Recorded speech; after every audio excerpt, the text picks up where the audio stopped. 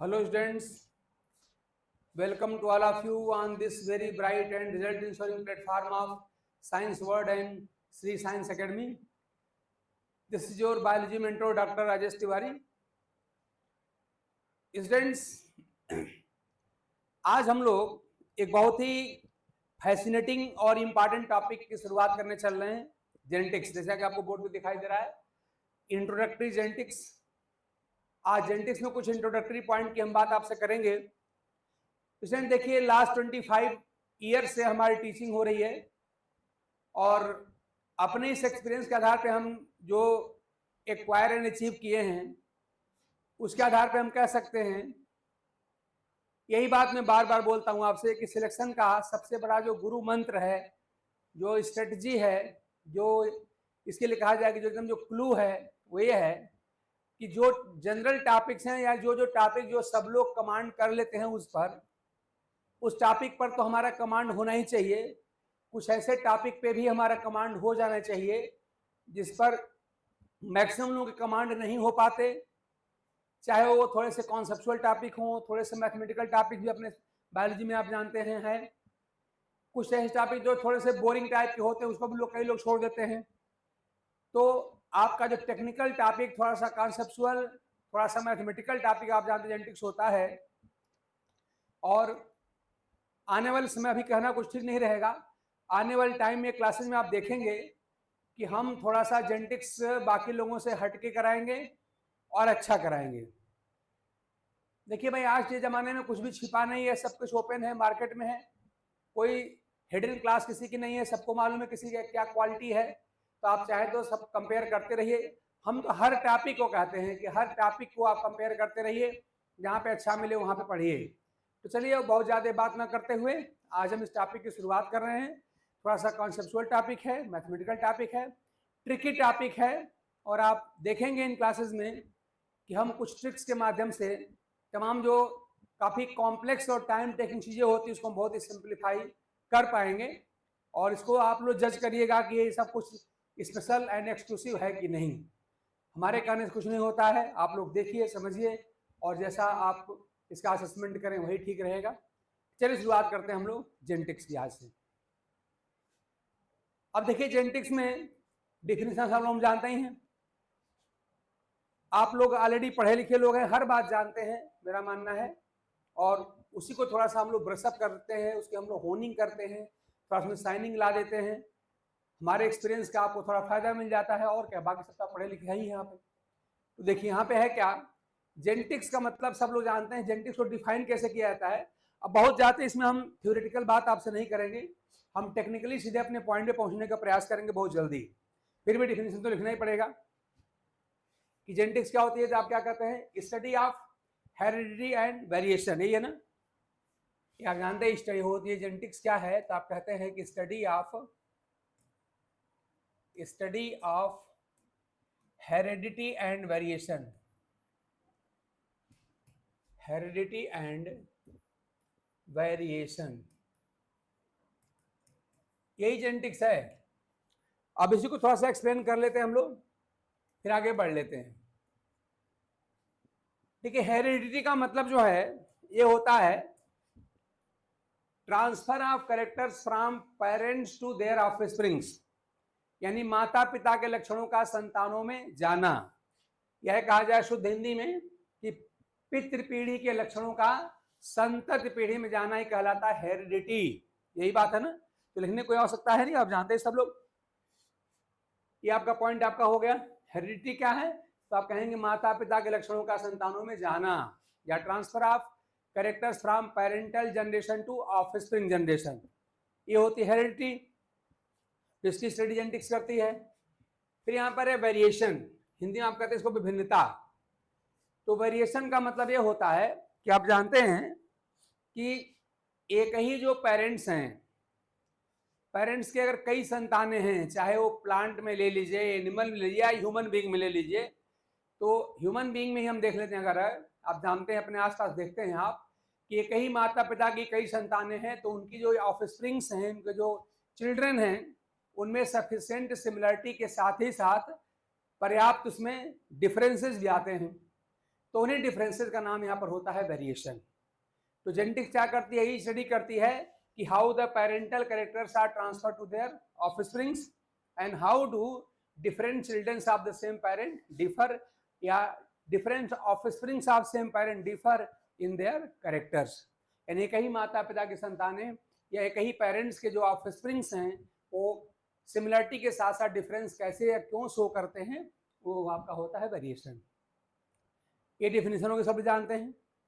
इसके बाद आप जानते हैं कि सबको मालूम है, क्योंकि ये जो टॉपिक आपका है वो क्लास 10 से शुरू हो जाता है, आप जानते हैं, चाहे किसी बोर्ड से भी आप आते हो, लेकिन जेनेटिक्स शुरुआत क्लास 10 से हो जाती है, आप जानते हैं। तो आपने 10th में भी पढ़ा, इंटरमीडिएट में पढ़ा, बीएससी में पढ़ा, एमएससी में पढ़ा, तैयारी करने के लिए पढ़ा, आगे भी कंटिन्यू करके पढ़ना ही पड़ेगा।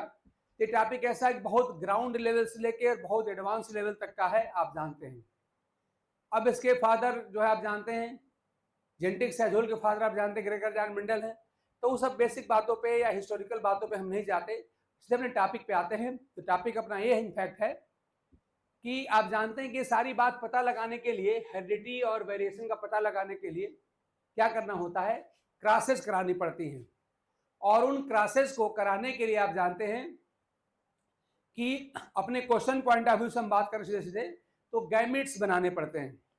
तो जेनेटिक्स थोड़ी टेक्निकल टॉपिक है, इसमें कुछ टर्म्स हैं जिनको हम लोग बार बार यूज करते हैं। तो कुछ बेसिक से टर्म्स हैं, उनको थोड़ा सा हम पहले समझते हैं और उसके बाद से हम लोग सीधे सीधे गैमेट्स पे आ जाएंगे, ठीक है ना। हम सीधे सीधे वहाँ पे आ जाएंगे गैमेट पे। तो आप लोग अपने कमेंट्स, अपने डाउट हमको बताते रहिएगा, हम बीच में नज़र अपनी बोर्ड पर डालते रहते हैं। हाँ, चीज़ों को थोड़ा सा आप प्रयास से करिएगा, चीज़ों को थोड़ा सा बुकिश पैटर्न से हट के जानने की कोशिश करिएगा, थोड़ा समझने का प्रयास करिए। और ठीक है, अपने पास कोई एक्सपेरिमेंटल मटेरियल तो है नहीं, लेकिन हम अपने ब्रेन से विजुअलाइज तो कर ही सकते हैं ना चीज़ों को। तो देखिए, हम सीधे सीधे एकदम प्रोफेशनल तरीके से अपने उस पैटर्न को हम फॉलो एंड अडॉप्ट करने जा रहे हैं जिस पैटर्न से हमारे क्वेश्चन सॉल्व हो जाएं। बहुत ज़्यादा हमको बुक इस पैटर्न पे नहीं जाना है, हमको हमारा मतलब हमारे क्वेश्चन ट्रिकी तरीके से, आसान तरीके से सॉल्व हो जाएं। तो कुछ बेसिक बातें आपके साथ करने जा रहे हैं। थोड़ा सा एक हम आपको बात या एक होमवर्क टाइप का आपके लिए हम कह दें वो ये, हालांकि आप सब जानते ही हैं कि पी प्लांट के मेंडल ने जो 7 कैरेक्टर स्टडी किए थे, वो 7 कैरेक्टर आप लोग रट लीजिएगा, ठीक है ना। मैंने आपसे क्या कहा, हमने आपसे ये कहा इसको आप होमवर्क चाहे मान लीजिए, अगर अभी आपके पास तैयार ना हो तो, क्या 7 characters of P plant, 7 characters of P plant studied by Mendel, इसको आप लोग अवश्य एकदम से रट जाएंगे। स्टडीड बाय मेंडल, है ना, ये हमको रटा होना चाहिए। और आप जानते हैं, अगर आप इसको चाहे जो बुक ले लीजिए, हाई स्कूल की बुक ले लीजिए, इंटर की बुक ले लीजिए, जूलॉजी की बुक लीजिए, बॉटनी की बुक ले लीजिए, बीएससी की, एमएससी की, कंपटीशन की, कहीं बुक ले लेंगे, यहाँ तक कि जो जीएस पढ़ते हैं आप लोग डिफरेंट कम्पिटिटिव एग्जाम से, वहाँ पर भी ये मिल जाता है। तो हर जगह अवेलेबल है, आपको रटा होना चाहिए। इसके हम बार बार इसका हम यूज करें, इसके लिए अब इस पर हम टाइम क्या खर्च करेंगे तो आप जानते हैं। इसमें आप देखेंगे कि जो 7 कैरेक्टर हैं, ये सब आप लोग प्रेजेंट टाइम अगर आपको याद हो तो आप अवश्य उसको एक बार रिवाइज कर लेंगे, और अगर नहीं याद है तो उसको आप याद कर डालिए, बिना इसके अगली क्लास में मजा आएगा नहीं। तो आप इसको अवश्य याद कर लीजिएगा। अब देखिए, इसमें हर कैरेक्टर के आपको 2 फॉर्म मिलेंगे, एक मिलेगा डोमिनेंट फॉर्म और एक मिलेगा रिसेसिव फॉर्म, ठीक है ना। तो उसको भी आप अवश्य ही याद कर लेंगे, क्योंकि इस पर डायरेक्ट क्वेश्चन मिल जाता है आपका। जैसे मान लो 3 कैरेक्टर 4 कैरेक्टर लिख देगा, आप पूछेगा which of the following set of character includes all the dominant character, या all the recessive character, या 2 dominant and 1 recessive character, ऐसे करके ऑप्शन बनते हैं, आप जानते हैं। तो उसको आप देख सकते हैं, तो उसको देख लीजिएगा। हम यहाँ पर आपसे बात क्या करेंगे, सीधे सीधे आप जानते हैं कि हमको 2-3 टर्म जानना है, और चूंकि हमको टीचिंग करना है तो हम हर बात को भाई थोड़ा थोड़ा उसको इंट्रोड्यूस हम अवश्य करेंगे। हालांकि आप सब जानते हैं, मैं बार बार आपसे कह रहा हूं, अब जीनोटाइप क्या है, फिनोटाइप क्या है, जीन्स क्या है, एलील्स क्या है, ये सारी बातें आप सब कुछ जानते हैं। लेकिन फिर भी चूंकि हम लोग क्लास को सिस्टमेटिक तरीके से पढ़ना है, तो हर बात को हमको प्रॉपरली एड्रेस करना पड़ेगा। अच्छा, अगर मैं आप लोगों से खाली एक लाइन पूछ लूं जीन जीन आप जानते हैं, एलील्स आप जानते हैं, जीनोटाइप जानते हैं, फिनोटाइप जानते हैं, ऐसा कुछ नहीं है, सब कुछ आप लोग जानते हैं। तो इस पे क्या कुछ बहुत लिख के दिया जाए या लेक्चर देने से काम चल जाएगा? आप लोग जो लोग जुड़े हैं जरा हमको बता दीजिए, क्या ये सारे डिफिनेशंस हम लिखें अथवा हम इस पर ढंग से समझा दें, एक्सप्लेन कर दें तो बात बन जाएगी। हमने आपसे कहा जीनोटाइप, फिनोटाइप, जीन्स, एलील्स, ये टर्म्स हम हैं जिनका हम लोग यहाँ पे गैमेट्स, स्पोर्स, ये सब हम लोग टर्म यूज करेंगे। तो मेरा मानना है कि ढंग से एक्सप्लेन किया जाए, थोड़ा बहुत जहाँ बहुत आवश्यक वहाँ पे लिख दिया जाए। मेरी बात से आप लोग एग्री कर रहे हैं क्या? चलिए आप कमेंट लिखिए तब तक हम देख रहे हैं। तो हम शुरू क्या करने जा रहे हैं, सबसे पहला वर्ड हमारा ये है जिसका हम यूज करने वाले हैं, जीनोटाइप एंड फिनोटाइप। यही शुरुआत हम लोग करेंगे। ये टर्म हमारे हैं जीनोटाइप एंड फिनोटाइप। पहले लेते हम लोग फिनोटाइप। चीजों को हम समझने पे ज्यादा जोर देंगे, सिस्टमेटिकली चलना है। आज कोई बहुत टेक्निकल टॉपिक बहुत ऐसा कुछ है नहीं, आगे चल के आपको दिखेगा टॉपिक आपका थोड़ा टेक्निकल हो जाएगा, और कुछ ट्रिक्स अगर हम यूज करेंगे तो उसको हम आसानी से, हम बाकी लोगों से अलग तरीके से उसका आंसर निकाल पाएंगे। तो देखिए फिनोटाइप क्या चीज है, हर बुक में लिखा मिल जाएगा externally appearing characters of an organism.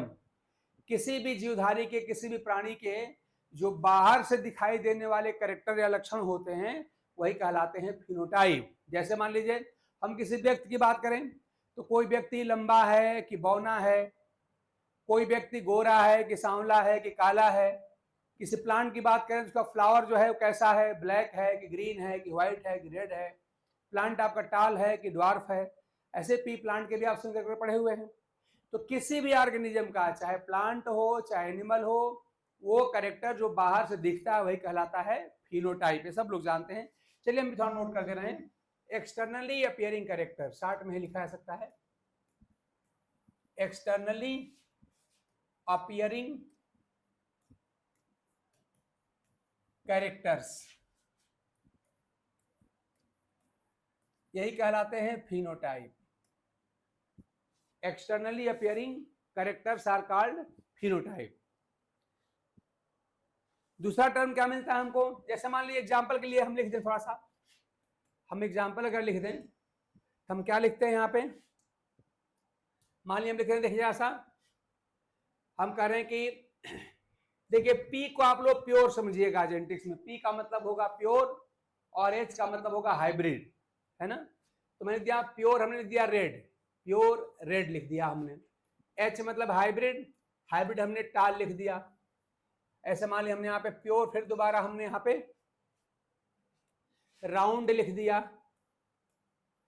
फिर मान लिया हमने प्योर यहाँ पे येलो लिख दिया, इस तरह से। तो आप देख रहे हैं कि ये बता रहा है फ्लावर कलर कैसा है, रेड है कि व्हाइट है कि कैसा है। ऐसे प्लांट की हाइट कैसी होगी हम लोग देख जाए, आप आंखों से देख सकते हैं। सीड का शेप मान लीजिए कैसा है वो हम जानते हैं। पार्ट का कलर कैसा होगा हमको आंखों से दिखाई दे सकता है। तो किसी भी ऑर्गेनिज्म का वो कैरेक्टर जो आंखों से दिखेगा उसे हम कहेंगे फिनोटाइप। अच्छा, मैं आप लोगों से एक क्वेश्चन यहीं पे पूछ लूं, हालांकि इसका आंसर अवश्य दे देंगे। अच्छा करेक्ट, आप क्या बता सकते हैं कि इस, देखिए ये बड़ा ही पॉपुलर क्वेश्चन है अपने टीजीटी पीजीटी एग्जाम्स का, बाकी सारे एग्जाम का भी, कि इस फिनोटाइप वाला जो ऑर्गेनिज्म है वो कितने तरह के गैमेट बनाएगा। यहीं से मैं क्वेश्चन बना लूं, ध्यान दीजिएगा। देखिए क्वेश्चन हम लोग प्रैक्टिस खूब करेंगे और इन क्वेश्चन का आंसर हम लोग बड़े ट्रिकी तरीके से निकालेंगे। हम लोग ट्रेडिशनल तरीके से कोई बात नहीं करेंगे। यहाँ पर आपको दिखेगा कुछ स्पेशल है हम लोगों के पास। तो क्वेश्चन अपना ये है, number of types of gametes produced by given phenotype. Number of types of gametes produced by given phenotype. Number of types of, Manju का शायद आंसर आ भी गया। Number of types of gametes produced by given phenotype. तो मंजू का answer 2 है। आप लोग जो और जुड़े हैं, अगर मेरी बात आप समझ पा रहे हैं, हालांकि हमने बोर्ड पे लिख भी दिया है सारी बात कि हम क्या जानना चाहते हैं, तो आप लोग जरा सा इसका आंसर बताइए। आप लोग, हमने आपको डिफिनीशन में बताया कि हमारी आंखों से जो कैरेक्टर दिख जाए या किसी भी ऑर्गेनिज्म का वो कैरेक्टर जो बाहर से दिखता हो उसे हम कहते हैं फिनोटाइप, है ना। जैसे आप पी प्लांट को पढ़ेंगे तो फ्लावर का कलर मान लीजिए है पी प्लांट का, तो हमको दिखता है ग्रेड है कि पर्पल है, कैसा है। प्लांट की हाइट हमको दिख सकती है कि कोई प्लांट ऐसे एनिमल ले लीजिए, प्लांट की हाइट हमको दिखाई पड़ती है। हमको स्किन कलर दिखता है, कौन गोरा है, कौन सांवला है, कौन काला है। ऐसे किसी भी ऑर्गेनिज्म, किसी भी प्राणी के वे कैरेक्टर जो हमको बाहर से दिखते हैं, जिसको हमारी आंखें देख सकती हैं, वही कहलाता फिनोटाइप। तो मैंने कहा कि इस पर एक मैंने एक फिनोटाइप का सेट लिख भी दिया है, तो इस पर एक बड़ा पॉपुलर क्वेश्चन मिलता है अपने डिफरेंट एग्जाम में, और लगभग हर साल रिपीटेडली पूछा गया क्वेश्चन है। ऐसे फिनोटाइप लिख दिया जाएगा या जीनोटाइप लिख दिया जाएगा, और पूछा जाएगा कि ये कितने तरह के गैमेट्स बनाएगा। ये में पूछा है number of types of gametes produced, कितना बनाएगा। तो इसका एक बड़ा ही आसान तरीका है, आप जानते भी होंगे, मैं भी करके दिखा दे रहा हूं। मंजू का आंसर आया 2, शायद ठीक होगा वो आंसर। इसमें आप एक बात खाली याद रखिएगा, वो क्या रखना है आपको कि हाइब्रिड की न्यूमेरिकल वैल्यू जो होगी, जो हम ट्रिक यहाँ यूज करने जा रहे हैं, हाइब्रिड की न्यूमेरिकल वैल्यू आप यहाँ पे 2 याद कर लीजिए, और प्योर की न्यूमेरिकल वैल्यू आप यहाँ पे 1 याद कर लीजिए। अब क्यों 2 और क्यों 1 है, मैं थोड़ा बता दूं आपको। आप जानते हैं हाइब्रिड जो होते हैं उनके पास एक जीन के दोनों एलील होते हैं। हाइब्रिड्स में दोनों एलील, हालांकि आगे टर्म आप जानते हैं तो अच्छी बात, नहीं तो आगे हम बताने वाले हैं एलील जीन क्या है, एलील क्या है। तो एक जीन के दोनों एलील जिस ऑर्गेनिज्म में प्रेजेंट हो वो कहलाता है हाइब्रिड। तो हाइब्रिड में उस कैरेक्टर के दोनों एलील होते हैं, तो न्यूमेरिकल वैल्यू यहाँ पर 2 हो गई। और प्योर में किसी भी जीन का केवल एक एलील पाया जाता है, इसलिए उसकी न्यूमेरिकल वैल्यू यहाँ पे 1 हो गई। तो हमने आपको रीजन बता दिया, हालांकि रीजन की कोई यहाँ पे आवश्यकता है नहीं, आप थोड़ा सा याद कर लीजिए कि हाइब्रिड की न्यूमेरिकल वैल्यू 2 और प्योर की 1। हाँ, कोई पूछे ऐसा क्यों है तो बता दीजिएगा, because hybrids have 2 alleles of the gene या कंसर्न जीन, व्हाइल प्योर्स है only 1 allele of the gene. अब क्या करिए कि हर प्योर की वैल्यू 1, हर हाइब्रिड की वैल्यू 2, इनका आपस में गुणा कर दीजिए, मल्टीप्लाई कर दीजिए, तो आपका आंसर मिल जाएगा। तो ऐसे कितना भी लंबा कोई लिख ले, इसका आंसर आसानी से हम बता पाएंगे। देखिए हम क्या करने जा रहे हैं, यहाँ पे लिखा है प्योर रेड ना, इसकी वैल्यू कितना हो जाएगी 1 हो जाएगी, इनटू देखिए यहाँ पर हाइब्रिड टाल लिखा है, इसकी वैल्यू यहाँ हाइब्रिड यहाँ 2 हो जाएगी। फिर देखिए यहाँ पे प्योर राउंड लिखा है, प्योर का मतलब 1 हो जाएगा, इनटू देखिए यहाँ पर भी लिखा है प्योर येलो, यहाँ पर भी 1 हो जाएगा। इसी को मल्टीप्लाई कर दीजिए, 1 इंटू 2 इंटू 1 इंटू 1 कितना हो जाएगा 2। तो आंसर आपका 2 आएगा। मंजू ने आंसर दिया था और उनका आंसर बिल्कुल ठीक था, ठीक ना, इनका आंसर बिल्कुल ठीक था। तो इस तरह से हम लोग समझ गए कि फिनोटाइप क्या होता है। तो आप कहेंगे कि किसी भी ऑर्गेनिज्म का वो कैरेक्टर जो हमको हमारी आंखों से दिखता है या जो बाहर से दिखाई पड़ता है वो कहलाता है फिनोटाइप। इस पर क्वेश्चन आपका ऐसे बनेगा, ठीक है। आगे हम लोग ढेर सारे क्वेश्चन करेंगे। इस तरह से आप जानते हैं होता है जीनोटाइप। जीनोटाइप, तो जीनोटाइप क्या चीज ध्यान दीजिएगा, अगर हम लोग जीन की डिफिनीशन लें तो जीन की कई डिफिनीशन होती हैं। जैसे आप पढ़ते हैं gene is the unit of heredity, gene is the unit of heredity एक बोलते हैं। दूसरा बोलते हैं कि gene is that entity which determines the character, या gene is that structure which is responsible for determining the characters of organism, यानी जीवधारियों के लक्षणों को निर्धारित करने वाली संरचना को ही जीन कहते हैं।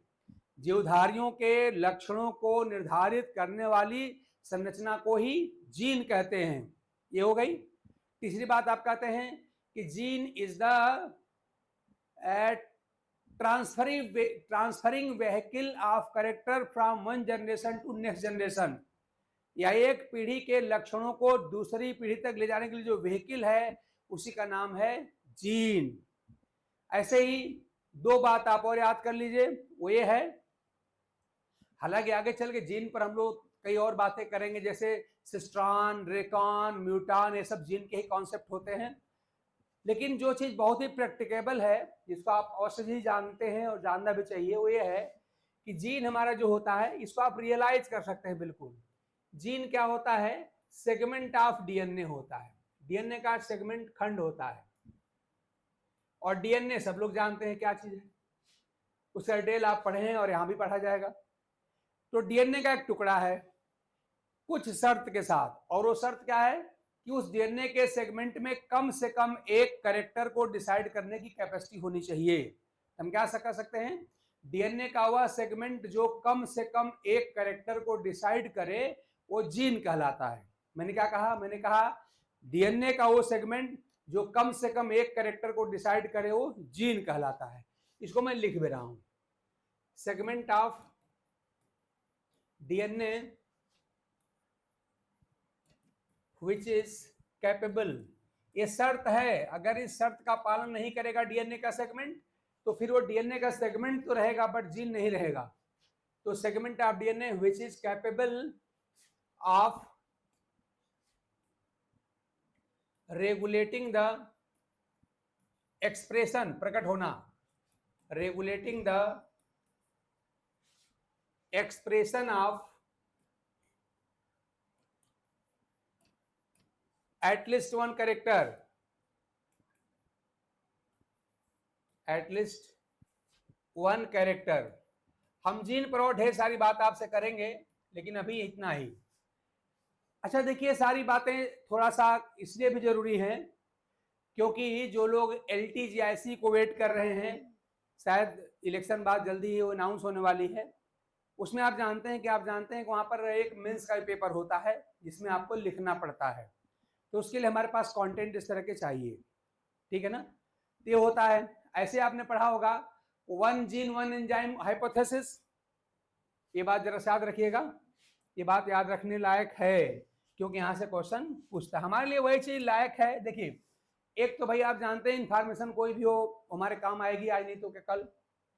लेकिन एक जो तुरंत हमको आवश्यक है, जो जिसके क्वेश्चन प्रोबेबल है हमारे नेक्स्ट कमिंग एग्जाम्स में, उस पर हमको ज्यादा फोकस करना है। तो मैं जो लिखने जा रहा हूँ ये वो पार्ट है जो हमारे एग्जाम से फ्रीक्वेंटली पूछा गया है, ठीक है ना। मैं नाम लेने जा रहा हूं one gene one enzyme hypothesis का, one gene one enzyme hypothesis. और आप लोगों का आई होप कि सबको याद होगा, फिर भी आप लोग जैसा नाम लिखिए उस साइंटिस्ट का जिन्होंने ये हाइपोथेसिस दिया था। इसके लिए इनफैक्ट 2 साइंटिस्ट हैं, इसके लिए उन लोगों को नोबेल प्राइज मिला था। तो आप बताइए, तब तक आप लिखिए, मैं भी लिख रहा हूं कि according to one gene one enzyme hypothesis, according to, क्या नाम उसका है, one gene one enzyme hypothesis, one enzyme hypothesis. ये आपको नाम याद होना चाहिए, हाइपोथेसिस। इसमें क्या कहा गया है? इसमें कहा गया है कि जीन डीएनए, यहां पर भी डीएनए के सेगमेंट की ही बात जीन कही गई है। Gene is that segment of DNA which carries the information for the synthesis of at least one enzyme, है ना। हाँ देखिए, मंजू ने इसका भी सही आंसर दिया है, बिडल एंड टेटम। आप लोगों को भी मालूम होगा, लेकिन आप लोग लिख नहीं रहे हैं, जो जुड़े हुए हैं, लिखना चाहिए, कमेंट देना चाहिए। ये हाइपोथेसिस है बिडल एंड टेटम की। इसमें क्या कहा गया है? यहाँ पे डीएनए के सेगमेंट को ही कहा गया है ना। यहाँ पर भी डीएनए के सेगमेंट को ही कहा गया है जीन, लेकिन बात थोड़ा बदल के कही गई है। क्या कही गई है कि डीएनए का वह सेगमेंट जो कम से कम एक एंजाइम को सिंथेसिस करने के लिए नेसेसरी इंफॉर्मेशन रखता हो या कैपेबल हो, उसे कहते हैं हम लोग जीन, ठीक है ना। तो यहाँ पे डीएनए का सेगमेंट ही है, लेकिन ऊपर कहा गया था एटलीस्ट वन कैरेक्टर की बात की गई थी, एटलीस्ट वन कैरेक्टर की बात की गई थी जो रेगुलेट कर सके डीएनए का सेगमेंट। और यहाँ पे क्या कहा, यहाँ पर हमने लिखा नहीं है, खाली बोल दे रहा हूं क्या कि डीएनए का वह सेगमेंट जो कम से कम, यहाँ देखिए क्या लिखा हुआ है, अकॉर्डिंग टू 1 जीन 1 एंजाइम लिखा हुआ है, देखिए लिखा है ना एंजाइम। तो डीएनए का वह सेगमेंट जो कम से कम एक एंजाइम के सिंथेसिस करवा सके या उसको रेगुलेट कर सके, उसको हम कहते हैं जीन। और साइंटिफिक नाम मंजू ने बता ही दिया, मैं भी लिख दे रहा हूं, क्या? Beadle and Tetam. टेटम याद रखिए, लोग नोबेल लॉरेट हैं, ये बताने के लिए इनको नोबेल प्राइज मिला हुआ है, ठीक है ना। हालांकि इसका नया वर्जन आ गया है, अब इसका जो नया वर्जन है, अब इसकी क्या डिमेरिट थी, क्यों इसको बदल दिया गया, वो सब कभी आपसे हम बाद में डिटेल में चर्चा करेंगे। अब उसमें अब कहा जाता है 1 gene 1 polypeptide hypothesis, 1 gene 1 polypeptide hypothesis, उस पर कभी बात करेंगे ढंग से, क्या है, क्यों बदला गया उसको। तो जीन को क्या समझना है, अभी हम क्या समझ पाएंगे, अभी हम जीन को सेगमेंट ऑफ डीएनए कह के चल रहे हैं, है ना। अभी हम जीन को सेगमेंट ऑफ डीएनए कह के चल रहे हैं, दो शर्त के साथ। क्या लिखा है? कम से कम एक जो है 1 कैरेक्टर के एक्सप्रेशन को रेगुलेट कर सके, या कम से कम एक एंजाइम के सिंथेसिस को रेगुलेट कर सके, उसको हम लोग जीन कह के चल रहे हैं।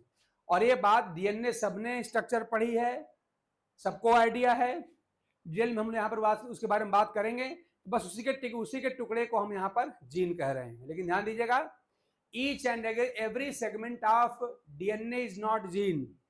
जैसे कह दिया जाए, कोई पूछे आपसे कि टीचर कौन होता है, तो कहते टीचर एक आदमी होता है। ड्राइवर कौन है? ड्राइवर एक आदमी होता है। डॉक्टर कौन? डॉक्टर एक आदमी होता है। वकील कौन है? वकील एक आदमी होता है। ठीक है, आपका आंसर ठीक है, लेकिन आपके इस आंसर में डिफरेंट जो प्रोफेशनल्स हैं उसमें डिस्टिंक्शन नहीं दिख रहा है। हर बार वही बोल रहे हैं, एक आदमी होता है, एक आदमी होता है, एक आदमी होता है। स्टूडेंट क्या है? एक आदमी है। टीचर क्या है? एक आदमी है। ड्राइवर एक आदमी है। सब कुछ आदमी है। सही है भाई, आदमी है। लेकिन अगर इस बात को आप थोड़ा सा उस आदमी के प्रोफेशन से जोड़ के कहते तो डिस्टिंक्शन भी हो जाता। जैसे कहते कि टीचर वह आदमी है जो कम से कम एक सब्जेक्ट, एक टॉपिक पढ़ाता हो, यही ना। ठीक है, पूरा सब्जेक्ट मत पढ़ाओ भाई, कम से कम एक चैप्टर पढ़ाओ, तो जो चैप्टर आप पढ़ाओगे हम उसका टीचर कह देंगे। ऐसे स्टूडेंट हैं तो ठीक है, स्टूडेंट हैं। आप जानते हैं कि क्या आप लगता है कि आपकी उम्र का हर व्यक्ति स्टूडेंट है? नहीं भाई, जो स्टडी करेगा उसे स्टूडेंट हम कहेंगे। आप क्या कहेंगे? Student is that person which studies at least 1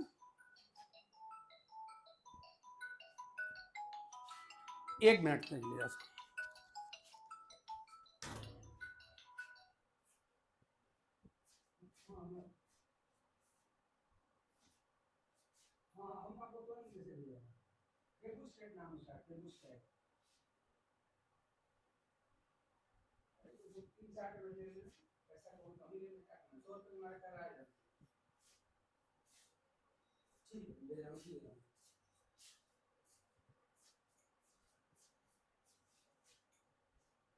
just wait for जी।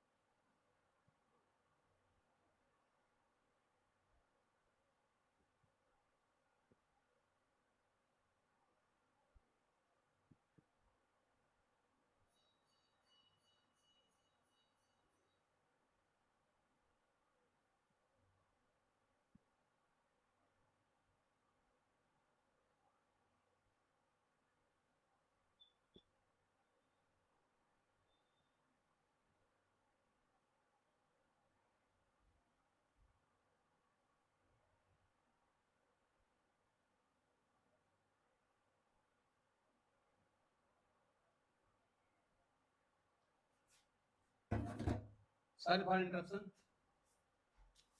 तो हमारा आप यही कर रहे थे कि अगर उसको हम प्रोफेशन जोड़ दें तो टीचर वही होगा जो कम से कम एक टॉपिक के पढ़ाता हो। ऐसे स्टूडेंट वो पर्सन है जो कम से कम किसी एक कोर्स को परसू कर रहा हो। या ड्राइवर वो है जो कम से कम कोई न कोई एक गाड़ी चलाता हो, ठीक ना।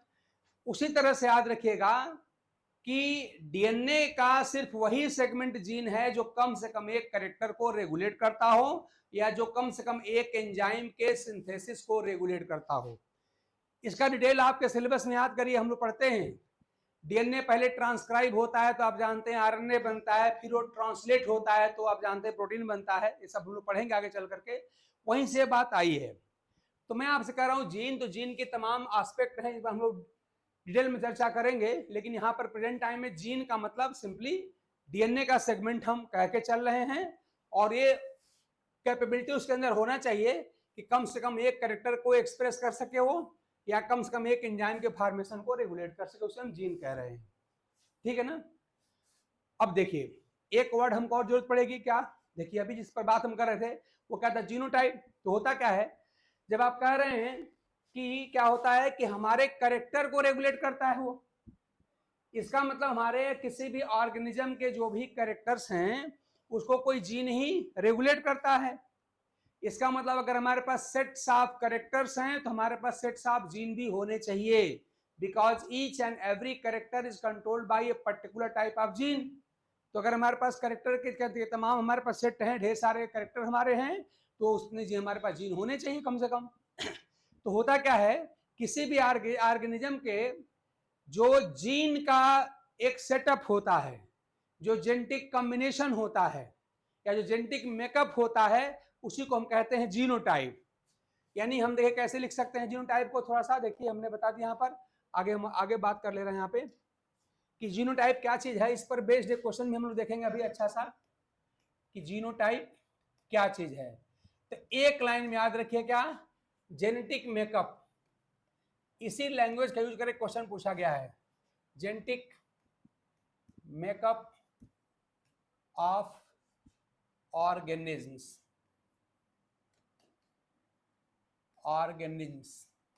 ये कहलाता है जीनोटाइप। अब इस पर भी जैसे आपने कहा कि फिनोटाइप देके क्वेश्चन पूछा गया है, उसी प्रकार से जीनोटाइप दे करके भी क्वेश्चन पूछा गया है। तो क्वेश्चन कैसा रहेगा, विच ऑफ द, यानी कि क्वेश्चन दो तरीके से पूछा जाएगा, हम इसमें से एक ले रहे हैं कि how many types of gametes will be produced by the organism with given genotype, या दिए गए जीनोटाइप, इसको हिंदी में जीनीय रूप कहा जाता है, दिए गए जीनोटाइप या जीनीय रूप द्वारा कितने प्रकार के गैमेट बनाए जाएंगे, यही लिखा रहेगा। तो मैं एक क्वेश्चन लिख दे रहा हूं, आप ध्यान दीजिएगा। क्वेश्चन मेरा ये है, क्वेश्चन वही how many types of gametes, ऐसे लिखा रहेगा, will be produced by given genotype. हम यहाँ पे जीनोटाइप लिख दे रहे हैं और आप इसका गैमेट का टाइप बताएंगे। जीनोटाइप मैं लिख रहा हूं, ये है small a, small b, capital C, capital D, capital E and capital G. एक जीनोटाइप ए है, क्वेश्चन नंबर 1 मान लीजिएगा। इसमें बताना है कितने तरह का गैमेट बनेगा, और यहां पर मैं क्वेश्चन नंबर 2 लिख ले रहा हूं। क्वेश्चन वही है, मैंने क्वेश्चन लिखा नहीं, बोल दिया है क्या कि how many types of gametes will be produced by organism with given genotype. इस गिवन जीनोटाइप वाले ऑर्गेनिज्म द्वारा कितने तरह गैमेट बनाए जाएंगे, एक एक क्वेश्चन रहेगा। और दूसरा क्वेश्चन मैं यहां पूछ रहा हूं आपसे, क्या वो ये है, कैपिटल ए, कैपिटल बी, ऐसे capital C, capital D, small d, capital E और कैपिटल जी, स्मॉल जी। एक क्वेश्चन ले लीजिए आप लोग, ये 2 क्वेश्चन हमारे हैं, इनको सॉल्व करना है। तो जो लोग इसका आंसर दे सकते हैं दीजिए, मैं थोड़ा सा वेट कर ले रहा हूं कुछ सेकंड, और बाकी तो हम बताएंगे। तो प्रेजेंट टाइम में जिनको इन क्वेश्चंस के आंसर मालूम है वो इसको बताएं। बाकी मैं आपको बताता हूं कि कैसे बिना कोई गैमेट बनाए सीधे इन क्वेश्चन का आंसर निकाला जा सकता है। आप लोगों के ट्रिक्स समझने में कोई दिक्कत नहीं होगी। आराम से हम समझ जाएंगे।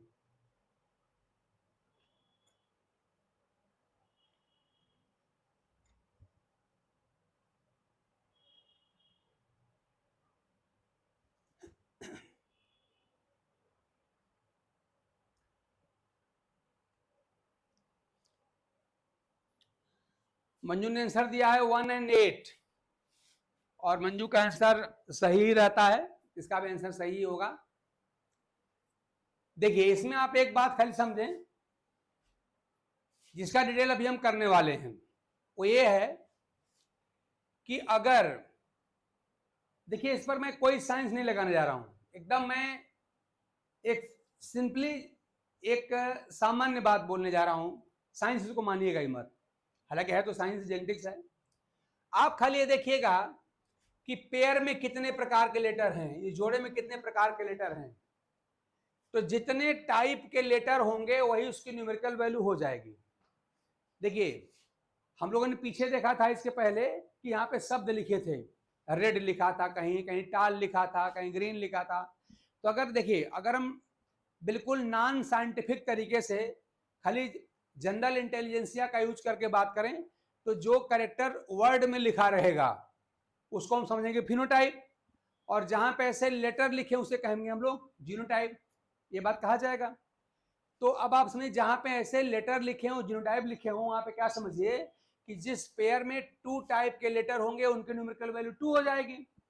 देखिए टाइप का मतलब क्या है कि देखिए इसमें एक कैपिटल लेटर है, इसमें स्मॉल लेटर है, यहाँ 2 तरह के लेटर हैं, तो वैल्यू क्या हो गई इसकी 2 हो गई है ना।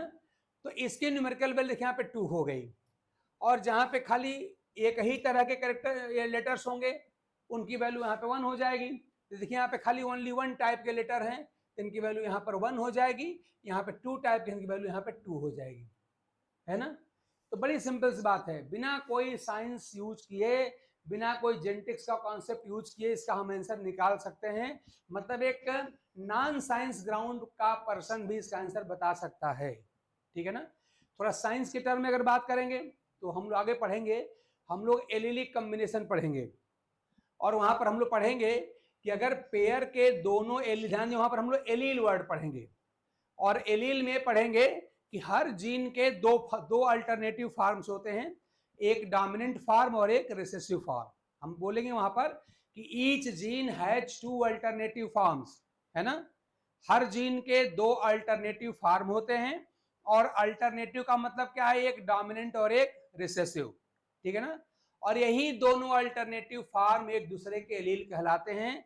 इसी को बुक में शार्ट में लिखा रहता है alternative form of same gene, alternative form of same gene is called allele, ये लिखा मिलता है। तो उसमें यही कहते हैं, आप समझने के लिए क्या कह सकते हैं कि हर जीन के 2 अल्टरनेटिव फॉर्म या रूप होते हैं, एक डोमिनेंट होता है, एक रिसेसिव होता है, और यही दोनों एक दूसरे के एलील कहलाते हैं। ये बात है। तो खैर वो साइंस की बात हुई, तो उसमें हम लोग कॉम्बिनेशन में क्या पढ़ेंगे कि अगर पेयर के दोनों एलील, यहाँ जो लेटर्स लिखे गए हैं ना वास्तव में एलील को रिप्रेजेंट कर रहे हैं। तो जो कैपिटल लेटर है वो क्या है, डोमिनेंट फॉर्म ऑफ एलील है, और जो स्मॉल है वो क्या है, वो रिसेसिव फॉर्म ऑफ एलील है। तो अगर पेयर के दोनों एलील डिफरेंट हो, एक डोमिनेंट और एक रिसेसिव हो, तो इसको हेटेरोजाइगस कहा जाता है, हेटेरोजाइगस। तो हेटेरोजाइगस की वैल्यू होती है 2। और अगर पेयर के दोनों ही एलील एक नेचर के हों, या तो दोनों के दोनों आप देखिए यहाँ पे कैपिटल मतलब डोमिनेंट हों, या फिर दोनों के दोनों यहाँ पर रिसेसिव मतलब स्मॉल हों, मतलब दोनों अगर एलील एक जैसे हों, चाहे दोनों डोमिनेंट हों चाहे दोनों रिसेसिव हों, तो उसे कहा जाता है होमोजाइगस कॉम्बिनेशन ऑफ एलील, और उसकी न्यूमेरिकल वैल्यू जो होती है 1 होती है, ठीक है ना। तो इनकी वैल्यू को 1 लिख दीजिएगा, और लिखने के बाद सबको मल्टीप्लाई कर दीजिएगा। तो साइंस की बात रही, जेनेटिक्स की बात रही, हमको जानना है, हम लोग जानते भी हैं कि हेटेरोजाइगस की न्यूमेरिकल वैल्यू 2 होती है, होमोजाइगस की वैल्यू यहाँ पे 1 होती है, और उन सारी वैल्यूज को मल्टीप्लाई कर देंगे तो हमारा निकल जाएगा आंसर, ठीक है ना। और अगर मान ली होमो हेट्रो मान ली भूल भी जाए हम, तब क्या क्या रखना है कि अगर पेयर के दोनों लेटर अगर डिफरेंट होंगे, अलग अलग होंगे, 2 टाइप के होंगे, तो उनकी न्यूमेरिकल वैल्यू यहाँ पे 2 हो जाएगी। और अगर पेयर के लेटर अगर दोनों एक ही जैसे हों तो उनकी वैल्यू यहाँ पर 1 हो जाएगी। तो जो भी आपको बात याद रहे उसका यूज कर लीजिएगा। तो इस तरह से इसकी वैल्यू हो गई 2, इसकी वैल्यू हो गई 1, इसकी वैल्यू भी हो गई 1, इसकी वैल्यू भी हो गई 2, इसकी वैल्यू हो गई देख रहे हैं 1, इसकी वैल्यू हो गई 2। और अब सबकी वैल्यू को मल्टीप्लाई कर दीजिए, तो 2 into 1 into 1 into 2 into 1 into 2 हो जाएगा कितना 8। इसका आंसर यहाँ पे 8 आ जाएगा। तो मंजू का सेकंड क्वेश्चन सही है बिल्कुल। फर्स्ट में आप क्या देख पा रहे हैं, साफ साफ यहाँ भी दिखाई पड़ रहा है आपको। यहाँ देखिए, यहाँ पर पेयर में एक ही तरह का लेटर है तो वैल्यू इसकी 1 हो गई। इंटू देखिए यहाँ पर भी एक ही तरह का लेटर है, वैल्यू इसकी 1 हो गई। इंटू यहाँ भी एक ही टाइप का लेटर है 1, इंटू यहाँ पर 1 टाइप का लेटर है 1, इंटू यहाँ पर भी एक ही तरह का लेटर है 1, इंटू यहाँ पर भी एक ही तरह का लेटर है 1, कितना हो जाएगा 1। यानी ये जो ऑर्गेनिज्म है इस जीनोटाइप वाला, वो खाली एक ही तरह का गैमेट बनाएगा।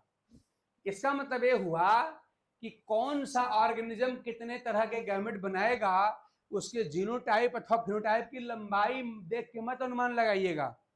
नहीं नंबर ऑफ कैरेक्टर गिनिएगा, नहीं आप number of pairs of genotype गिनिएगा, कुछ नहीं गिनना है। बस ये ध्यान देना, असल में वो इस बात पर डिपेंड करेगा कि जो भी गिवन जीनोटाइप है उसके एलील्स यहाँ पर होमोजाइगस कंडीशन में है अथवा हेट्रोजाइगस कंडीशन में है। मतलब पेयर के दोनों एलील अगर समान हैं तो सबकी वैल्यू एक ही होगी, सबको मल्टीप्लाई कर देंगे तो यहाँ पे 1 ही आएगा। और मान लीजिए कि अगर आप देख रहे हैं कि नहीं यहाँ पे 2 टाइप के लेटर है तो वैल्यू यहाँ पर 2 हो जाएगी, ठीक है ना। तो इस तरह से कोई भी जीनोटाइप अगर लिखा रहे तो उस जीनोटाइप वाले ऑर्गेनिज्म द्वारा कुल कितने तरह के गैमेट बनाए जाएंगे, इसका हम आंसर बड़ी आसानी से दे सकते हैं, ठीक है ना। तो इस तरह से आई होप कि आपको इसमें कोई प्रॉब्लम नहीं हो रही होगी, ठीक है। चलिए एक क्वेश्चन और करके फिर हम लोग आगे बढ़ लेते हैं। इसी जीनोटाइप वाले पर एक गैमेट एक हम और यहाँ पे क्वेश्चन कर लेते हैं। देखिए क्वेश्चन में गिवन जीनोटाइप है आपका, गिवन जीनोटाइप है। हालांकि जिन्होंने पहले 2 क्वेश्चन कर लिए उनका अब कोई भी फिनोटाइप हो कोई भी जीनोटाइप हो, कोई उनसे गलती होने वाली नहीं है, वो आसानी से उस क्वेश्चन का आंसर दे लेंगे, ये मेरा पूरा विश्वास है। फिर भी हम एक क्वेश्चन प्रैक्टिस के ले लेते हैं। देखिए यहाँ पे capital A, capital R, small T, capital S, capital G, small G, और यहाँ पे स्मॉल वाई, बस ये है जीनोटाइप इसका।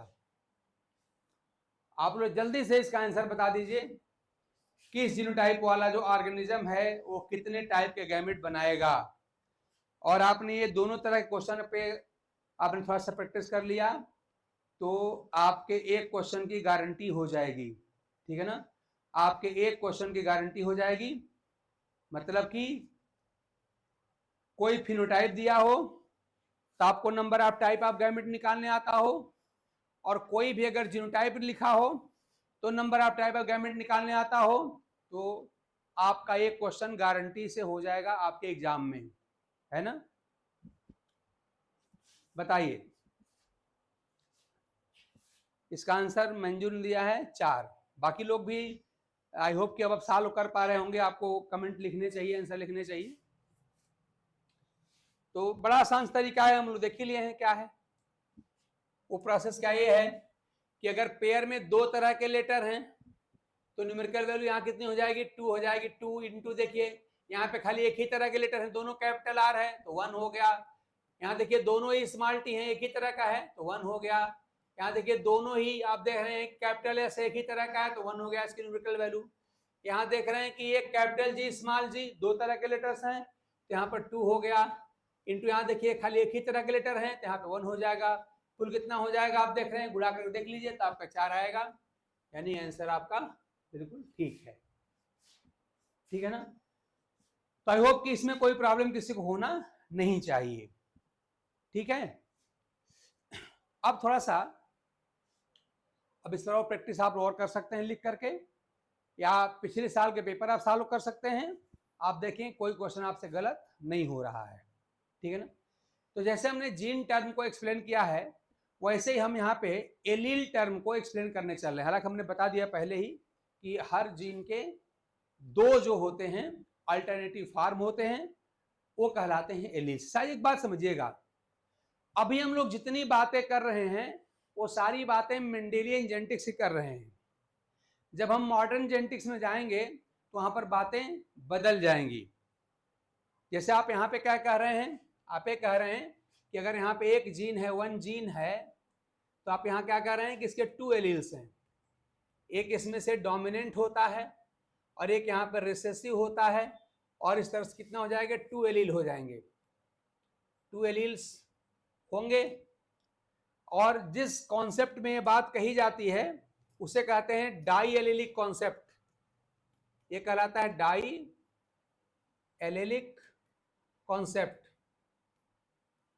तो जो मेंडल की जेनेटिक्स है या जो मेंडेलियन जेनेटिक्स है उसी कॉन्सेप्ट पर बेस्ड है। लेकिन आगे चल के हम पढ़ेंगे वहां पे कहा जाएगा कि एक ही जीन के हम क्या बोलने जा रहे हैं, मोर देन 1 एलील्स पॉसिबल हैं। मोर देन, यहाँ पे 2 लिखा है ना, यहाँ पे मैं मोर देन 2 लिख रहा हूं, more than 2 alleles, more than 2 alleles.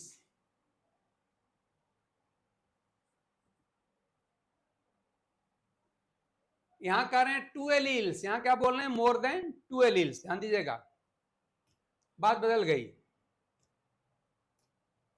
यहां कह रहे हैं more than 2 alleles, more than 2 alleles. ऐसी बात हम लोग आगे पढ़ेंगे। इसी को हम कहते हैं मल्टीपल एलिलिज्म, है ना। इसे हम कहने वाले हैं आगे चल के मल्टीपल एलिलिज्म। तो इस तरह की बात हम लोग वहां पर करेंगे। लेकिन ये जो मल्टीपल एलिलिज्म की बात है वो हम लोग आगे चल के अपनी मॉडर्न जेनेटिक्स में यूज करेंगे। जब तक मेंडेलियन को पढ़ेंगे तब तक हम यही कहते रहेंगे कि हर जीन के केवल 2 ही अल्टरनेटिव फॉर्म्स होते हैं, एक उसमें से डोमिनेंट होता है, एक उसमें से रिसेसिव होता है, यानी एक जीन के केवल 2 ही एलील्स होते हैं। ऐसे हम कहते हैं डाई एलिलिक कॉन्सेप्ट कहते हैं। तो जो मेंडेलियन जेनेटिक्स है वो इसी पर बेस्ड है, जो मेंडेलियन जेनेटिक्स है वो इसी पर बेस्ड है। लेकिन मॉडर्न में हमारी बात बदल जाएगी। तो इस तरह से अभी प्रेजेंट टाइम में हम 2 ही एलील रख के सारी बात आपसे करेंगे, ठीक है ना। तो इस तरह से थोड़ा सा एलील को हम फार्मली ले लेते हैं ताकि ये बात अधूरी ना रह जाए।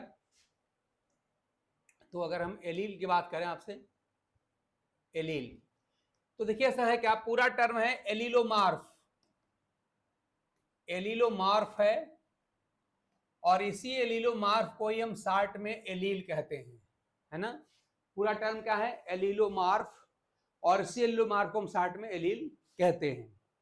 हम यहाँ क्या कहते हैं, ध्यान दीजिएगा, थोड़ा और समझते हैं इसको। हालांकि मैं लिख दे रहा हूं यहाँ पे alternative form of same gene, alternative लिखने के लिए रह गए, फॉर्म ऑफ सेम जीन। थोड़ा सा इसे हम एक्सप्लेन करते हैं अपने तरीके से। देखिए यहां पर बात यह है, मान लिया हमने एक कैरेक्टर लिया, हमने कैरेक्टर लिया प्लांट हाइट। प्लांट हाइट मान लो हम पी प्लांट की ही बात करें तो प्लांट हाइट हमारा कैरेक्टर हो गया। हम सब लोग पढ़े हैं कि प्लांट हाइट के 2 फॉर्म होते हैं, उसमें जो डोमिनेंट होता है वो होता है टॉल और रिसेसिव होता है ड्वार्फ, हम सब जानते हैं। तो मान लिया हम प्लांट हाइट को यहाँ पे टॉल एंड ड्वार्फ यहाँ पर हम लिख दे रहे हैं, टॉल एंड ड्वार्फ। इसके 2 फॉर्म हो गए, टॉल और ड्वार्फ। इसमें आप जानते हैं कि जो टॉल है वो कैसा है, डोमिनेंट है। आगे हम पढ़ेंगे भी कि मेंडल ने कैसे डिसाइड किया था कि कौन सा कैरेक्टर डोमिनेंट है, कौन सा फॉर्म इसका रिसेसिव है। इस पर चर्चा हम लोग डिटेल में करने वाले हैं, किया जाएगा। अभी प्रेजेंट टाइम में मान लीजिए हमको याद था, आपको भी याद है, लिख दिया गया, लेकिन मेंडल को तो याद था नहीं, वो खुद फादर ऑफ जेनेटिक्स हैं, कौन बताया होगा उनको।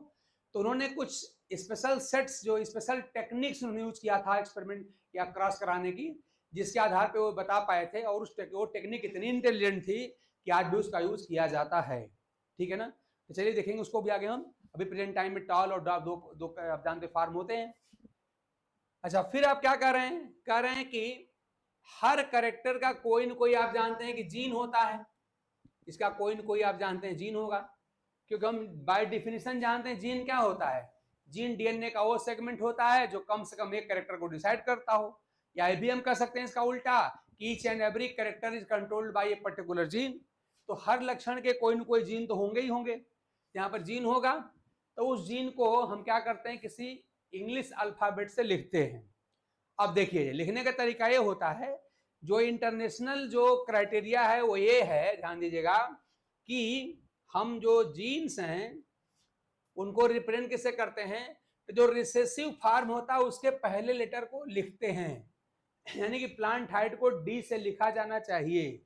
लेकिन आप जितने भी इंडियन ऑथर की बुक देखेंगे हर जगह वहां पे टी से लिखा है, मतलब कि डोमिनेंट फॉर्म को यहाँ पर लेते हैं। जैसे कहा जाता है ना, हम इंडियन जो हैं वो करेक्टर या कहा जाए कि रूल्स तोड़ने में बड़ा मजा आता है, तो हमको लगता है यहाँ पर भी लोगों ने रूल तोड़ दिया है। इंटरनेशनल नॉर्म यही है कि genetic notation should be taken from the recessive, इसको हम कहते हैं लोअर फॉर्म या लोअर केस कहते हैं। रिसेसिव को असल में जेनेटिक्स भाषा में लोअर केस कहा जाता है और डोमिनेंट को अपर केस कहा जाता है। तो खैर वो सब बाद में देखा जाएगा, प्रेजेंट टाइम इसको डोमिनेंट रिसेसिव ही कहिए। हम नहीं चाहते कि आपको बहुत ज्यादा चीजें बोरिंग लगने लग जाए कि नया नया हर चीज नहीं सिखा रहे हैं, ऐसा कुछ नहीं है। हाँ, जानना जरूर चाहिए कि डोमिनेंट को अपर केस और रिसेसिव को लोअर केस ही वास्तव में जेनेटिक्स भाषा में कहा जाता है।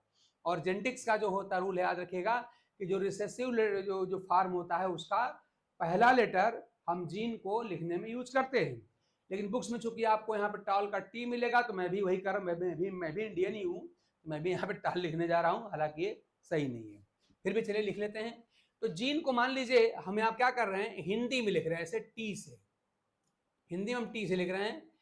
टी क्या है, तो आप कहेंगे कि प्लांट हाइट को रेगुलेट करने वाला जीन है, प्लांट हाइट को रेगुलेट करने वाला जीन है, यहां पर को मैं टी से लिख रहा हूं, ठीक है ना। अब देखिए, आप जानते हैं कि हम लोग इंग्लिश में चीजों को हम लोग दो तरीके से लिख पाते हैं ना। जैसे मान लीजिए कोई लेटर है तो हम दो तरीके से लिख पाएंगे, तो कैसे लिख पाएंगे कि टी को एक बार लिखेंगे किससे, हम लिखेंगे यहाँ पर कैपिटल टी लिखेंगे, और एक बार हम लिखेंगे स्मॉल टी, ऐसे हमारा हो गया। तो इस तरह से हमने इसको, इस जो हमारा जो लेटर है टी, हमने दो तरीके से लिख लिया, कैपिटल टी और स्मॉल टी, ये हमारा हो गया। अब टी क्या है, तो आपने कहा कि जीन है इस प्लांट हाइट वाला, तो एक कैपिटल टी स्मॉल टी क्या है, असल में यही एलील्स हैं। आपने कहा कि हर जीन के दो अल्टरनेटिव फॉर्म होते हैं, एक डोमिनेंट होता है, एक रिसेसिव होता है। आप जानते हैं डोमिनेंट वाले को हम कैपिटल से लिखते हैं और रिसेसिव वाले को स्मॉल से लिखते हैं। तो इस तरह से कैपिटल टी और स्मॉल टी क्या हुए, ये दो अल्टरनेटिव फॉर्म हुए। अल्टरनेटिव का मतलब होता है एक डोमिनेंट और एक रिसेसिव। या लेटर का यूज करें तो हम लोग एक कैपिटल एक स्मॉल को हम अल्टरनेटिव कहते हैं, है ना, ये हुआ अल्टरनेटिव। अब देखिए जरा सा, अब आप कह सकते हैं लॉजिकली, वो लॉजिक देखिए क्या है, लॉजिक ये है कि जब हर कैरेक्टर के दो फॉर्म होते हैं डोमिनेंट और रिसेसिव, तो उस कैरेक्टर के या कैरेक्टर को रेगुलेट करने वाले जीन के भी दो फॉर्म होने चाहिए, एक उसका डोमिनेंट फॉर्म, एक उसका रिसेसिव फॉर्म। तो आप यहां से कह सकते हैं जीन के भी दो फॉर्म होने चाहिए, तो कैरेक्टर के भी दो फॉर्म होने चाहिए होते हैं, तो जीन के भी दो फॉर्म होने चाहिए। अब देखिए इसमें से यहां पर जो इसके डोमिनेंट फॉर्म को रेगुलेट करेगा उसे हम डोमिनेंट फार्माफेलिल कह देंगे, और जो इसके रिसेसिव फॉर्म को रेगुलेट करेगा उसे हम रिसेसिव फार्माफेलिल कह देंगे। यानी हमारे एग्जांपल में जो कैपिटल टी है वो टॉलनेस के लिए रिस्पॉन्सिबल एलील है, और जो स्मॉल टी है वो ड्वार्फनेस के लिए रिस्पॉन्सिबल एलील है, ठीक है ना। तो हम अब आप साफ साफ समझ गए, तो हम यहाँ दो डिफिनेशन कर सकते हैं कि हर मेंडेलियन कैरेक्टर के दो अल्टरनेटिव फॉर्म होते हैं, उसमें से एक डोमिनेंट होता है। ये समझने वाली बात मैं आपसे कर रहा हूं, बुक के डेफिनेशन में लिख चुका हूं already, alternative form of same gene. इसको पढ़ के जिंदगी भर में आपको एलील की डेफिनेशन समझ में नहीं आएगी। हाँ, याद करने के लिए है, आप याद कर लीजिए, सही सही समझना क्या है, विजुअलाइज क्या करना है, ये है। हर कैरेक्टर के, हर मेंडेलियन कैरेक्टर के दो फॉर्म होते हैं, एक होता है डोमिनेंट फॉर्म, एक होता है रिसेसिव फॉर्म। जैसे एग्जांपल के लिए अगर हमने प्लांट हाइट लिया है, तो प्लांट हाइट के दो फॉर्म होते हैं, एक टॉल होता है, एक ड्वार्फ होता है। और ये जो दो alternative form of same character हैं, इसी को हम कहते हैं एलील। यानी टॉल का एलील ड्वार्फ है और ड्वार्फ का एलील टॉल है। असल में जो एलील है वो एक रिलेशनशिप को रिप्रेजेंट करता है, सही सही बताएं आपको। तो डोमिनेंट का एलील रिसेसिव है, रिसेसिव का एलील डोमिनेंट है, ठीक है ना। इसी प्रकार ध्यान दीजिएगा, यहाँ तो आपने कैरेक्टर को लेकर बता दिया कि हर कैरेक्टर के दो फॉर्म होते हैं, एक डोमिनेंट फॉर्म एक रिसेसिव फॉर्म।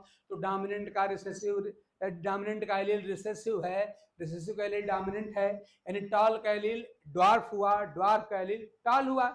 ऐसे ऑल द 7 कैरेक्टर आप पढ़े हैं, देख लीजिएगा उसको। ठीक उसी तरह से कह सकते हैं कि जिस तरह से हर फिनोटाइप के हर कैरेक्टर के दो अल्टरनेटिव फॉर्म होते हैं, उसी तरह से हर जीन के भी दो अल्टरनेटिव फॉर्म होने चाहिए। एक उस जीन का डोमिनेंट फॉर्म जो डोमिनेंट फॉर्म ऑफ कैरेक्टर को रेगुलेट करेगा, जैसे capital T tall form of height को रेगुलेट करेगा, और दूसरा वो जो उसका स्मॉल लेटर है, लोअर केस है, जो उसके रिसेसिव फॉर्म को रिप्रेजेंट कर रहा है, और जो रिसेसिव फॉर्म ऑफ फिनोटाइप को रेगुलेट करेगा, यानी कि जो ड्वार्फनेस को रेगुलेट करेगा। तो इस तरह से आप लॉजिकली बता सकते हैं कि असल में, और इसको अब इसको समझ सकते हैं, विजुलाइज आप कर सकते हैं कि आखिर में एलील है क्या चीज। आप कहिए कि भाई हर कैरेक्टर के दो रूप होते हैं।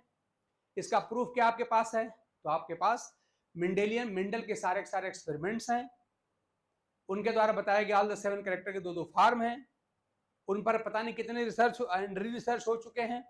तो जो मेंडल की सारी फाइंडिंग्स हैं वो सब एक्सपेरिमेंटली प्रूवन हैं, लोगों ने उसको टेस्ट किया है, वेरीफाई किया है, मेंडल ने तो किया ही किया था। तो इस तरह से वहां पाया गया है कि हर कैरेक्टर के दो फॉर्म होते हैं, एक उसका डोमिनेंट और एक रिसेसिव होता है। जिसे कहते हैं फ्लावर कलर में, तो फ्लावर में कहते हैं कि रेड होता है और व्हाइट होता है। हालांकि एनसीईआरटी बुक्स में रेड एंड पर्पल लिखा हुआ है, देख लीजिएगा उसको आपने, सॉरी व्हाइट एंड पर्पल लिखा है, व्हाइट एंड पर्पल। तो चाहे रेड एंड व्हाइट कहिए चाहे पर्पल एंड व्हाइट कहिए, ये तो बुक्स के राइटर की बात है। तो एनसीईआरटी में वहां पे रेड की जगह पे पर्पल लिखा हुआ देख लीजिएगा आप लोग, तो पर्पल एंड व्हाइट कह सकते हैं। जैसे पार्ट कलर में आप कहते हैं कि ग्रीन और येलो होते हैं। सीड शेप में आप जानते हैं राउंड एंड रिंकल्ड होते हैं। तो हर कैरेक्टर के दो फॉर्म होते हैं, एक डोमिनेंट फॉर्म होता है, एक रिसेसिव फॉर्म होता है, और यही दोनों फॉर्म एक दूसरे के एलील कहलाते हैं। आई होप कि एलील की बात आपके समझ में ढंग से आ गई होगी, और इसमें कोई डाउट आपको पहले भी नहीं था। आप लोग पढ़े लिखे लोग हैं, ऐसी कोई बात नहीं कि मैं ही पहली बार बता रहा हूँ। आप सब जानने सुनने वाले लोग हैं पहले से ही, मैंने भी बताने का प्रयास किया है। आई होप कि आप इस बात को समझ गए होंगे, ठीक है ना। हमने 2 क्वेश्चन भी कर लिए यहाँ पे। देखिए थोड़ा सा 2-3 दिन आप लोगों की क्लास शायद नहीं हो पाई थी, शायद क्या कंफर्म नहीं हो पाई थी, उससे थोड़ा सा मेरी तबीयत खराब हो गई थी, तो मैं क्लास लेने की कंडीशन नहीं था, इसलिए क्लास नहीं हो पाई थी। हम प्रयास करेंगे कि क्लासेज आपकी बंक ना हो, रेगुलर आपकी क्लासेज चलें। अब इमरजेंसी भाई कहीं आ जाती है कि मान लीजिए टीचर की तबीयत खराब हो गई, या सपोज करिए कहीं चला गया, भाई जैसे आप लोग की जिम्मेदारियां हैं, हम लोग की भी जिम्मेदारी, हम लोग की तो एडिशनल रिस्पॉन्सिबिलिटीज़ हैं, पारिवारिक जिम्मेदारियां भी हैं, तो कभी कभी उनको निभाने के चक्कर में समय से नहीं उपस्थित हो पाते हैं, तो क्लास कभी कभी ऐसा होता है कि चली जाती है। हालांकि प्रयास किया जाएगा कि जिस दिन क्लास फिजिकली प्रेजेंट होकर ना लिया जा सके, उस दिन कोई न कोई तरीका आप तक इन्फॉर्मेशन पहुंचाने का, यानी कि क्लास पहुंचाने का वो रहेगा, और आपकी क्लास कोई इस तरह से नहीं जाएगी, बंग नहीं जाएगी। तो थोड़ा सा आज बहुत लंबी क्लास मैं नहीं ले पाऊंगा, तबीयत बहुत थोड़ी सी बहुत ठीक नहीं है, हाँ ठीक हो गई है लगभग। तो अब क्लास आपकी रेगुलर चलेगी, तो आज की क्लास हम इसी नोट पे छोड़ रहे हैं। कल के क्लास में हम लोग और थोड़े से आगे बढ़ेंगे, और जो पढ़ेंगे उस पर जो क्वेश्चंस जो आते हैं या जो आने की संभावना होती है, पॉसिबिलिटी है, उस पर हम लोग सॉल्व करते रहेंगे साथ में। आप भी प्रैक्टिस करते रहिएगा। अगर कहीं पर भी कोई पॉइंट डाउट में आपको हो तो आप उसे जरूर बताएं, कोई क्वेश्चन हो तो आप जरूर पूछें, और इस तरह से अपने कॉन्सेप्ट को इतना क्रिस्टल क्लियर करके चलिए कि एग्जाम जब भी हो तो आप बाकी लोगों से 2-4 क्वेश्चन अवश्य आगे चले जाएं। ये सब कुछ टेक्निकल टॉपिक्स होते हैं, अभी तो एबीसीडी टाइप का चल रहा है, लग रहा है सब जनरल है, जनरल नहीं है, ये बहुत स्पेशल है, और इस पर आप लोग बाकी लोगों से आगे जरूर जाएंगे। इसी पॉइंट पे आज मैं आपकी क्लास नहीं रोक रहा हूँ, कल फिर हम लोग इसी को आगे फिर बढ़ाते हुए और जुड़ेंगे आने वाले समय में। बहुत जल्दी ही इसी वीक में, आप बल्कि कह लीजिए इसी वीक में आप देखेंगे कि हम लोग जरा सा जो टॉपिक हम थोड़ा रोक के इसको बढ़ाए हैं, उस टॉपिक पर भी पैरेलल क्लास चलती रहेगी, उसको भी हम पूरा करेंगे। इस तरह से आपको हम प्रयास करेंगे कि या तो 2 क्लास और नहीं तो एक लंबी क्लास थोड़ी आपको मिले, जिससे कि सिलेबस आपका समय से पूरा हो जाए। तो ये सब बातें हम आपको करके दिखाएंगे। बहुत ज़्यादा हम कहने विश्वास नहीं करते, हम करने विश्वास करते, इसलिए मैं पहले हल्का सा कह के छोड़ देता हूँ, पहले करता हूँ और तब उसको कहता हूँ हाँ ठीक है, देखिए हमने जो कहा था उसको कर दिया। तो चलिए इसी पॉइंट पे आपकी क्लास हम यहीं पर रुकते हैं। फिर क्लास इस उम्मीद के साथ कि आपको चीज़ें समझ में आई हैं और आप की तैयारी आगे बढ़ रही है, ढंग से पढ़ाई लिखाई आपकी हो रही है। फिर अगले क्लास में मिलते हैं, तब तक के लिए thanks to all of you.